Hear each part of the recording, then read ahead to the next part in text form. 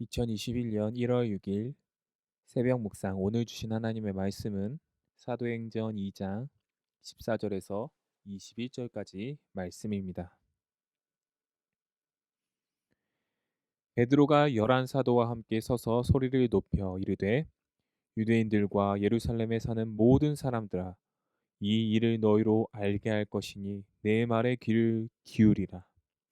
때가 제3시니 너희 생각과 같이 이 사람들이 취한 것이 아니라 이는 곧 선지자 유엘을 통하여 말씀하신 것이니 일러스되 하나님이 말씀하시기를 말세에 내가 내 영을 모든 육체에게 부어 주리니 너희의 자녀들은 예언할 것이요 너희의 젊은이들은 환상을 보고 너희의 늙은이들은 꿈을 꾸리라.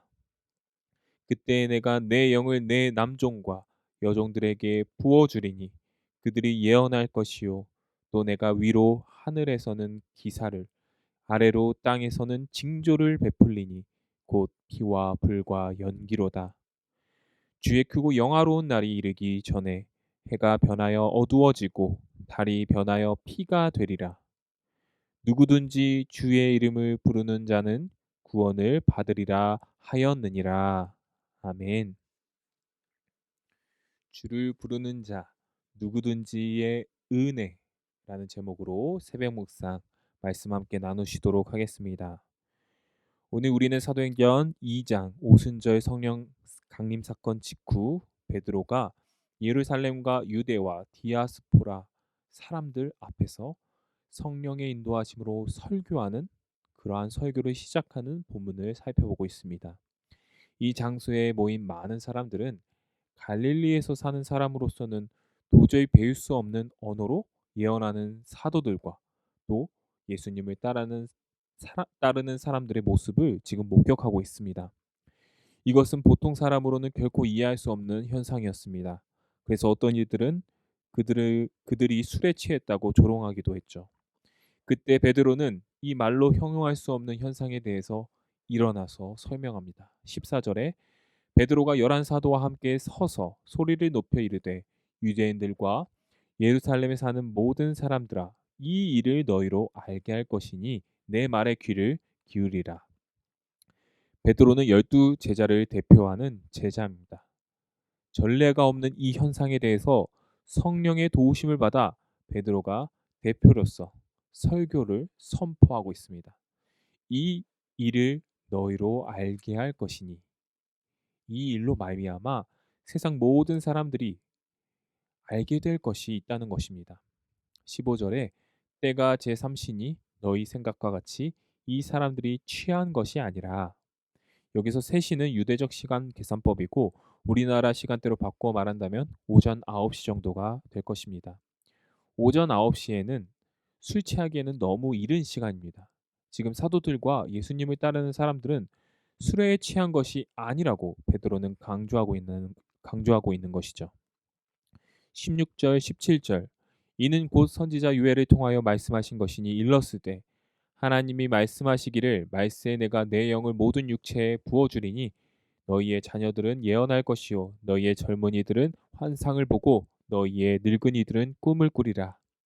지금 베드로는 이 말할 수 없는 오순절 강림 사건이 구약의 예언 바로 요엘서 말씀이 성취된 것이라고 설교하고 있습니다. 우리는 12월에 요엘서 말씀을 살펴보았습니다. 특별히 여기 사도행전에서는 만민을 모든 육체라고 풀어서 설명하고 있는데요. 같은 의미입니다. 자녀와 부모, 젊은이들과 늙은이들, 그리고 18절에 남종과 여종들 할 것 없이 이것은 제한 없이 부어지는 하나님의 영이라고 하는 것을 요엘서 선지자는 말하고 있는 것입니다. 그러나 요엘 선지자는 이것이 누구를 통해 언제 이루어질지는 알지 못했습니다. 베드로는 오늘 말씀을 통하여 이 예언이 바로 예수 그리스도를 통하여 성취되고 이루어졌음을 알려주고 있는 것입니다.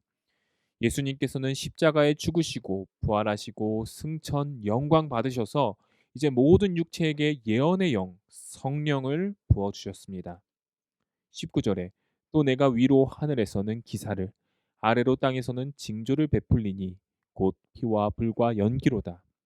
여기서 하늘의 기사와 땅의 징조는 예수님의 지상 사역 기적들을 통해 성취된 그 구약의 성취들을 가리킵니다. 또한 피는 예수님의 죽음을 상징하고 있으며 불과 연기는 하나님의 임재를 상징하는 단어들입니다. 20절에 나오는 주의 크고 영화로운 날. 이것은 하나님이 극적으로 인류 역사에 개입하시는 사건을 지칭하는 말입니다. 베드로는 이러한 예수님의 사역을 통해 그리고 예수님의 죽음과 부활 승천으로 말미암아 말세 종말의 시대가 시작되었다는 것을 이 설교를 듣고 있는 청중들에게 또한 우리들에게 확인시켜 주고 있습니다.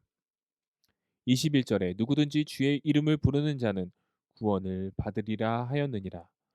유엘 선지자는 이 예언의 말씀을 통해 다가올 주의 날이 이르기 전에 이스라엘 모든 백성들이 하나님 앞에 마음을 찢고 금식하며 하나님 앞에 회개하도록 촉구하는 그 구약의 시대에서 이러한 설교를 했었던 것입니다. 베드로의 설교도 이와 동일한 맥락이죠. 여기서 베드로가 말한 주라는 단어는 진정한 회개를 가능케 하시고 우리를 정결케 하시고 진정으로 죄를 용서케 하시는 분이 나사렛 예수이심을 지금 밝히 말하고 있는 것입니다. 구약의 예언이 지금 더 밝히 보여지고 성취되었다는 것을 우리는 볼 수 있죠. 주의 이름을 부르는 자, 예수님을 참으로 십자가를 지신 메시아시고 부활하시고 영광 받으셨다는, 그리고 하나님 우편에 앉아 계시는 분이심을 믿음으로 부르는 자를 주의 이름으로 부르는 자라고 말하는 것입니다. 예수님의 이름은 그분이 하나님으로서 지닌 권위와 구원의 복을 주시는 능력이 있다는 것을 의미합니다. 즉 예수님을 메시아와 주님으로 믿을 때 우리는 구원을 받을 수 있는데요. 그러나 베드로는 이 이름을 믿음으로 부르는 자가 있는 반면에 그것을 무시하고 예수님을 부르지 않는 사람, 예수님을 믿지 않을 사람이 있다는 것을 오늘 본문을 통해 우리에게 확인시켜 주고 있는 것입니다. 사랑하는 연희교회 성도 여러분, 우리는 지금 예수님께서 이 땅 가운데 오심으로 하나님 나라가 이미 시작되었고 진정한 하나님의 나라가 올 것을 기대하고 있는 이 이미와 아직 사이 종말의 시대를 살아가고 있습니다. 이 종말의 시대에 젊은 사람, 나이 든 사람, 동양, 서양, 남종, 여종 어떠한 차별 없이 주의 이름을 부르는 자는 구원을 얻을 것이라고 베드로 사도는 설교하고 있는데요. 그러므로 우리는 이 종말의 시대 한 사람이라도 더 구원을 얻을 수 있도록 복음을 전해야 하는 것입니다. 혹시 지금 상황이 어렵다고 전하기 싫은 사람들이 있다고 해서 내가 마음에 드는 사람만 복음 전하고 싶다고 하는 이것 때문에 복음을 전하는데 망설임이 우리 가운데 있지 않습니까? 그것은 모든 민족에게 부어주시는 하나님의 능력, 하나님의 영을 믿지 못하고 거부하는 것임을 기억하십시오. 직접 만나서 복음을 전하는 방법만 있는 것이 아닙니다. 지금 언택트 시대에 발맞춰서 복음을 전하기 위해 힘쓰는 많은 미디어 사역들, 그리고 유튜브의 컨텐츠들, 많은 것들이 지금 쏟아져 나오고 있습니다. 우리는 이것들에 관심을 가져야 합니다. 그리고 믿지 않는 많은 사람들에게 손가락 몇 번의 터치만으로 이 복음을 전할 수 있다는 사실을 우리는 기억해야 된다는 것이죠. 핸드폰을 보는 것이 또 컴퓨터를 하는 것이 익숙치 않을 수도 있습니다. 그러나 이것에 조금만 관심을 가지면은 우리는 이것으로부터 하나님의 말씀을 듣고 은혜를 받고 또한 이 은혜를 믿지 않는 우리 가족과 친구들과 동료들에게 전할 수 있다는 사실입니다. 오늘 하루 내가 기도하고 복음을 전하고 싶은 동료나 가족, 친구들이 있다면 꼭 복음의 메시지를 하나 이상은 보내는 저와 여러분 우리 연희교회 되시기를 주님의 이름으로 소망합니다. 기도하겠습니다. 하나님 감사합니다. 예수님을 통하여 우리를 하나님의 자녀 삼아 주시고 차별 없는 하나님의 영을 부어 주심에 너무나도 감사드립니다. 그러나 우리가 이 복음을 우리만 소유하고 다시 모든 사람에게 전하는 것에 소홀했음을 고백합니다. 교회가 어렵습니다. 복음을 전하기가 너무 어려운 시대입니다. 그러나 주의 이름에 능력이 있음을 우리가 안다면, 차별 없이 부어지는 하나님의 영을 우리가 먼저 받았다면, 오늘 베드로 사도가 고백한 것처럼 우리도 그 능력의 이름 예수 그리스도를 부르고 전하며 오늘 하루 주의 복음을 전하는 삶을 우리가 살 수 있도록 주님 인도하여 주시옵소서. 그렇게 하여 주실 것을 믿사오며 살아계신 예수 그리스도 이름 받들어 기도드리옵나이다. 아멘. 우리 다음 기도 제목으로 함께 기도하시겠습니다. 오늘 하루 주님께서 부어주시는 그 영을 우리가 다른 사람에게도 복음을 전하는 삶을 살 수 있도록 기도해 주시기 바랍니다.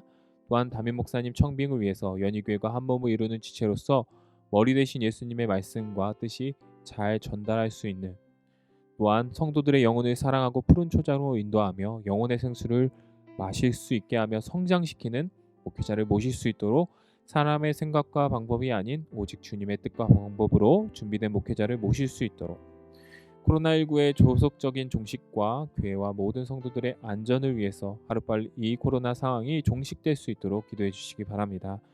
또한 이응복 이정미 선교사님의 사역과 가정을 위해 기도해 주시기 바랍니다. 또한 김명순 권사님 혈액암으로 지금 고생하고 있습니다. 하나님 아버지께서 치유의 손으로 치유하여 주셔서 하나님의 영광을 보게 하시고 고통이 사라질 수 있도록 하나님께서 인도해 달라고 기도해 주시기 바랍니다. 수험생들의 이제 입시가 아직 안 끝났습니다. 이름을 다 같이 보시면서 수능 이후에 진행되는 면접과 실기 모두 잘 준비하게 하시고 모든 입시 과정 속에 끝까지 하나님을 붙들며 하나님의 인도하심을 경험하며 나가는 우리 수험생들 될 수 있도록 다 같이 기도해 주시기 바랍니다. 다 함께 기도하시겠습니다.